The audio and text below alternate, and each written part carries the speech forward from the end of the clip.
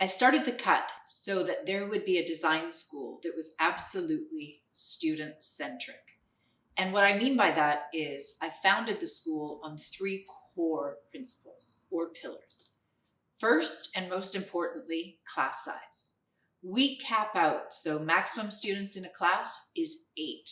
The reason for that is I wanted our students to have one-on-one education. I wanted them to have one-on-one experience with the instructors, which all of our instructors are industry professionals. So that time for the instructors also to get to know the students helps them help the students once they graduate. The second pillar was deep diving into each topic each term. Each diploma is either 4 certificates or 6 certificates. A student can also take just one certificate and not sign up for a diploma. So if you're taking fashion design and creative direction, you will just be designing your line. You'll be learning how to sketch, illustrate, render fabrics. You'll be learning how to do spec sheets. You'll be learning how to bring out your creative voice. And in the end, you design a 20-look collection. And that's how you build your portfolio. If you're doing pattern making and garment assembly for 14 weeks, all you are learning is pattern making and assembling garments, so sewing.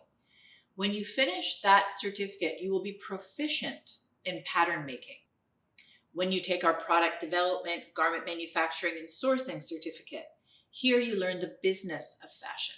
So for 14 weeks, you learn how to do bill of materials, you learn how to build tech packs, you learn Adobe Illustrator, you learn how to source factories, you learn how to source fabric suppliers.